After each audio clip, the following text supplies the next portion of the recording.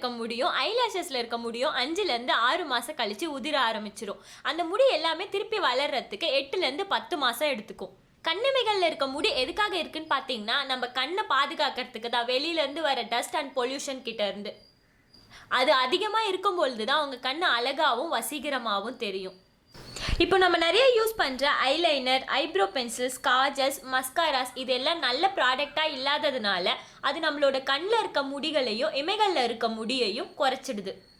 இப்போ நம்மளோட ஐலாஷஸ் அதிகமாக காமிக்கிறதுக்காக ஃபால்ஸ் லேசஸ் வைக்கிறத நாமளே பார்க்குறோம். இப்போ அது அதிகமாக ட்ரெண்ட்லேயும் இருக்குது. ஸோ ஃபால்ஸ் லேசஸ் இல்லாமல் உங்களோட ஐலாஷஸையும் ஐப்ரோஸையும் எப்படி திக்கன் பண்ணுறதுங்கிறத பற்றி தான் நம்ம இந்த வீடியோவில் பார்க்க போகிறோம். இப்போ ஒரு பவுல் எடுத்துக்கிறேன்.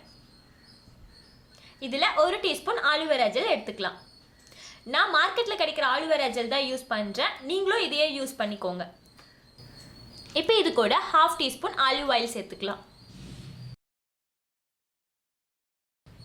இப்போ இது கூடவே 2 டீஸ்பூன் கேஸ்டர் ஆயில் சேர்த்துக்கிறேன், அதாவது விளக்கெண்ணெய்.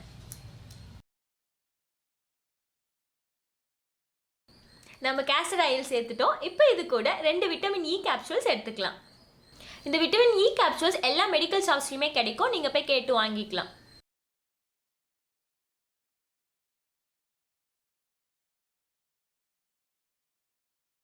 இப்போ இது ரெண்டுத்தையும் நல்லா மிக்ஸ் பண்ணிக்கலாம். இது நமக்கு ஒரு திக் கன்சிஸ்டன்சியில் ஒரு க்ரீம் மாதிரி கிடைக்கும்.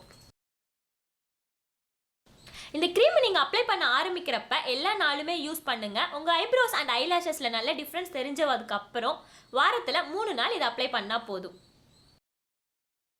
இப்போ பார்த்தீங்கன்னா நம்ம இதை நல்லா மிக்ஸ் பண்ணிட்டோம். இதோட கன்சிஸ்டன்சி நல்ல க்ரீம் பேஸில் இருக்குது. இப்போது நான் ஒரு இயர்பட்ஸ் யூஸ் பண்ணி தான் அப்ளை பண்ணுறேன். உங்ககிட்ட ஓல்டு மஸ்காரா பாட்டில் இருந்துச்சுன்னா அதை க்ளீன் பண்ணிவிட்டு அதில் இருக்க ப்ரஷ்ஷை கூட நீங்கள் யூஸ் பண்ணிக்கலாம். இது உங்களோட ஐலாஷஸ் அதுக்கப்புறம் ஐப்ரோஸில் நல்லா அப்ளை பண்ணிக்கோங்க. அப்ளை பண்ணிவிட்டு ஃபுல் நைட் அப்படியே விட்டுருங்க. அடுத்த நாள் காலையில் எழுந்து உங்கள் ஃபேஸை நீங்கள் நார்மலாக வாஷ் பண்ணுற மாதிரி வாஷ் பண்ணிக்கலாம்.